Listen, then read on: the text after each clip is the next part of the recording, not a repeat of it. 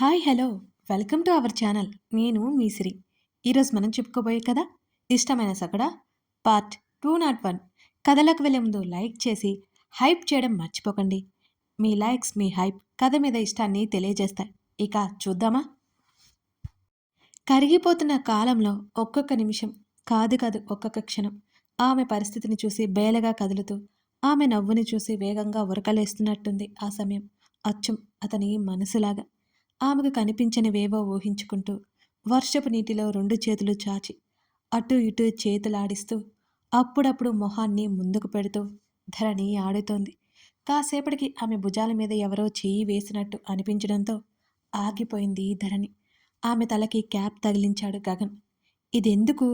ధరణి ఆగిపోయి మరి అతని వైపుకు తిరిగింది. కోల్ తెచ్చుకోవాలని ఆశగా ఉందా నీకు? అతని మాటల్లో వెటకారానికి ఆమె నవ్వింది. భుజాలు కదిలించి అది సరిగ్గా సెట్ చేసుకుంది. అక్కడే నిలబడి ఆమెనే చూస్తున్నాడతను. చిట్టి కుందేలు పిల్లలా ఉంది అతని కళ్ళకి ధరణి. ఆమె చేతి మీద వర్షపు జల్లు ముత్యాల్లాగా మెరుస్తున్నాయి. ఏదో తలంపురాగా అతని మనసంతా భారమై అంతకంటే భారమైన నిట్టూర్పు అతని నుంచి వెలువడింది. ఇక తడిచింది చాలేరా. మరో 2 నిమిషాల తర్వాత గగన్ అన్నాడు. ధరణి బుద్ధిగా అతను చెప్పినట్టు దగ్గరకొచ్చింది. ఆమె చేతుల మీద అతను తుడవడం తెలుస్తూనే ఉంది. ఆమె మొహమంతా శుభ్రంగా తుడిచి కిందకి వెళ్దాంరా ఆమెతో పాటు నడుస్తూ హర్షకి మెసేజ్ చేశాడు గగన్. హర్ష పిలుపుకి నెమ్మదిగా కళ్ళు తెరిచింది వేద. ఆమె తల పట్టుకుని కళ్ళు చిట్లించి కూర్చుంది. హర్ష, ఏమైంది అని అడుగుతూనే ఆలోచించడానికి చూస్తుంటే గట్టిగా తింటే కదా నువ్వు కళ్ళు తిరిగి పడ్డావు అంటూ ఆమెను ఎక్కువ ఆలోచించనీయకుండా భుజాలు పట్టి పైకి లేపాడు గగన్. వేషాలు వేకో, నాకు గుర్తుంది. ధరణితో మాట్లాడుతూ సడన్గా ఏదోలా అనిపించింది నాకు. తల తిరిగినట్టు అనిపించింది అని వేద గుర్తు చేసుకోవడానికన్నట్టు మాట్లాడుతూ ఉంటే దానికి కారణం నువ్వు వీక్గా ఉండడమే కదా. అసలు కేర్ ఉంటేనా నీకు అని అన్నాడు హర్ష. హలో మిస్టర్, నా గురించి ఎలా కేర్ తీసుకోవాలో నాకు బాగా తెలుసు. నేను డాక్టర్ని, ఆ విషయం మర్చిపోయావా అని అప్రయత్నంగా అనేసి బెడ్ దిగింది. అవునవును, బాగా తెలుసు. అందుకే ఇంత బలంగా ఉన్నావు. అతను పైకి లేచాడు. మరి? అవునవును, ఒప్పుకుంటున్నానులే బాబు. లంచ్కి గగన్ కిందకి రమ్మంటున్నాడు. వెళ్దాం పదా. నువ్విలా ఇక్కడే నిద్రపోతే చండాలంగా ఉంటుంది. అతను విసుక్కున్నట్టు మాట్లాడాడు. ఏంటి? నేనా అంటూ గబుక్కున టైం చూసింది వేద. తను ధరణితో మాట్లాడినప్పుడు ఇప్పుడు చాలా టైం అయిపోయినట్టు ఆమెకి వాచ్లో చూసుకోగానే అర్థమైంది. నిజంగా తను నిద్రపోయిందా? బుర్రగొక్కుంటూ ఆలోచిస్తూ అతనితో పాటే నడిచింది. భోజనాలు అయిపోయిన వెంటనే ఆమెను తీసుకెళ్ళిపోయాడు హర్ష. వేద వారుస్తున్నా అతను వినలేదు. మరోవైపు నేను రెడీ. ధరణి పిలవడంతో నువ్వు కిందకి వెళ్ళు, నేను వస్తున్నా గగన్ చెప్పగానే ఆమె తడపటాయించింది. అన్ని మెట్లు ఎలా దిగాలి నేను? నేనా అంది. ఆ, నువ్వే. నేను చిన్న కాల్ మాట్లాడుకొస్తాను పద. అతను ఆమెనే గమనిస్తూ చెప్పాడు. ఎప్పటిలా తల గుండ్రంగా ఊపి నెమ్మదిగా అడుగులో అడుగు వేసుకుంటూ ఆ గది బయటకు నడిచింది. అతను ఆమె వెంట నడిచాడు. ధరణి మెట్ల వైపుకి అడుగులు వేస్తుంటే అతను రైలింగ్ దగ్గర నిలబడిపోయాడు. అప్పటికే దీక్ష నుంచి కాల్ వస్తుంటే తిరిగి కాల్ చేశాడు. అతని చూపులు ధరణి వైపే ఉన్నాయి. మెట్లకి ఒకవైపు ఉన్న గ్రిల్స్ పట్టుకుని నెమ్మదిగా అడుగులు వేస్తుంటే చూస్తున్నాడు. హలో గగన్, నేను దీక్ష. దీక్ష గొంతు కాస్త కంగారుగా ఉంది. అతని కనుబొమ్మలు ముడిపడ్డాయి. చెప్పు, ఫోన్ చేసింది ఎవరో అర్థమైనట్టుగా అతను మాట్లాడాడు. డాడీ బావ మీద చాలా కోపంగా ఉన్నాడు. అమృతని ఏదో ఒకటి చెయ్యాలి అని మమ్మీతో మాట్లాడుతుంటే నేను విన్నాను. ఆ విషయం వాళ్ళకు చెప్పాలంటే వాళ్ళిద్దరూ నా కాల్స్ లిఫ్ట్ చేయట్లేదు అసలు అంటూ ఆమె హడావుడిగా కంగారుగా గగన్తో చెబుతోంది. ఆ మాట చెప్పగానే అతనికి విపరీతమైన ఆవేశం వచ్చింది. నేను చూసుకుంటానులే అని గగన్ చెప్పగానే ఆమెకు ఒక్కసారిగా భారం అంతా దిగిపోయినట్టు అనిపించింది. ఆమె ఇంకేం మాట్లాడకుండా కాల్ కట్ చేసి రిలాక్స్ అయింది. అసలు తన మాట నమ్ముతాడని ఎక్స్పెక్ట్ చేయలేదు దీక్ష. తన తల్లి కూడా తన అన్నయ్య పోయినప్పటి నుంచి అమృత మీద చాలా కోపంగా ఉంది. ఎంతో సౌమ్యంగా ఉండి తన తల్లేనా ఇలా అనుమానం వస్తోంది దీక్షకి. తను తన అన్నయ్య గగన్ గురించి తప్పుగా మాట్లాడితే అసలు ఒప్పుకోదు. కానీ ఇప్పుడు గగన్ అంతు చూడాలి అన్నట్టు మాట్లాడుతూ ఉంటే మిగిలి ఉన్న తన తల్లిదండ్రులు కూడా తనకు దూరమైపోతారని భయంగా ఉంది ఈ దీక్షకి. ఈ కొద్ది రోజుల్లోనే చిక్కిపోయి మరింత బలహీనంగా మారిపోయింది దీక్ష. ఆమెకసలు ఏం చేయాలో అర్థం కావట్లేదు. తన భయాలు పంచుకోవడానికి తన తల్లిదండ్రులు దగ్గరికి వెళ్తే అసలే వెళ్ళలేదు. వాళ్ళని చూస్తుంటే ఆమెకింకా భయం వేస్తోంది. ఆ భయం ఎక్కువవుతోంది.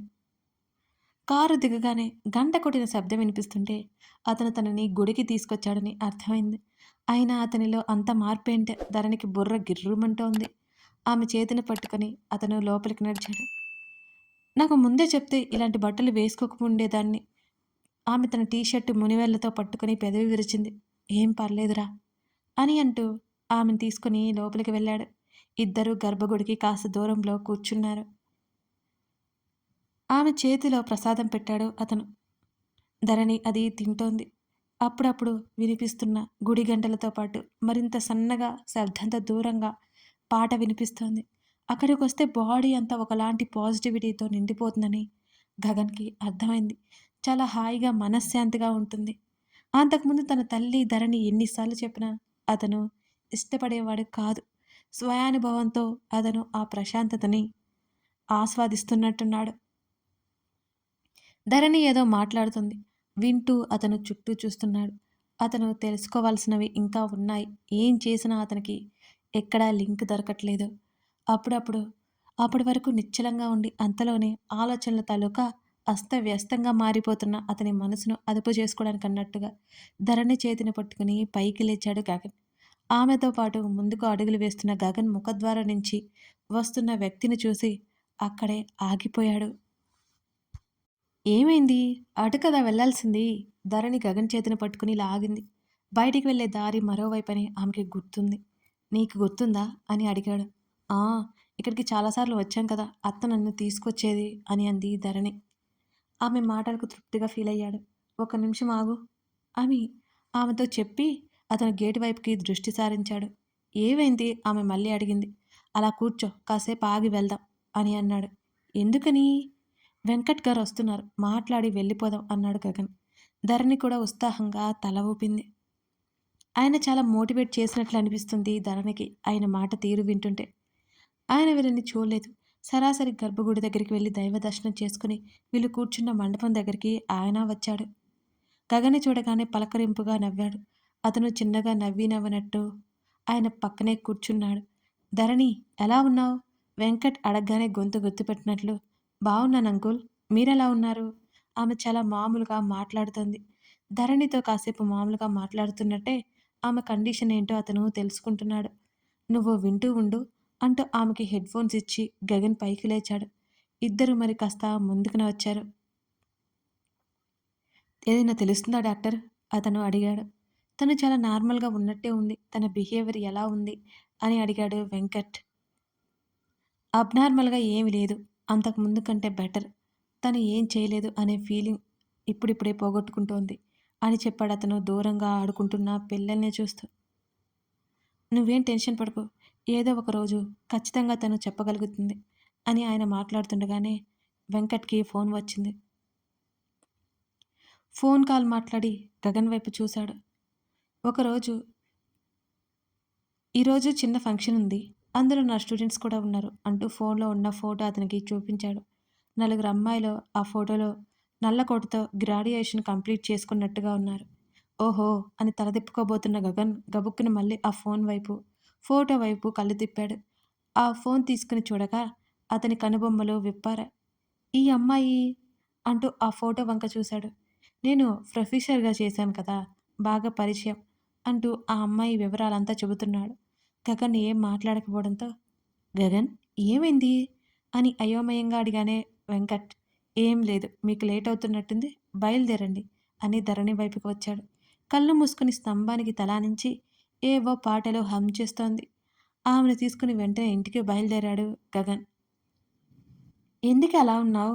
రేవతి అడుగుతుంటే ధరణి ఏం మాట్లాడలేదు. రేవతి తినిపిస్తుంటే మౌనంగా తింటోంది. మాలవిక, రేవతి ముఖముఖాలు చూసుకుని కంగారు పడ్డారు ఆమె అలా మౌనంగా ఉండడంతో.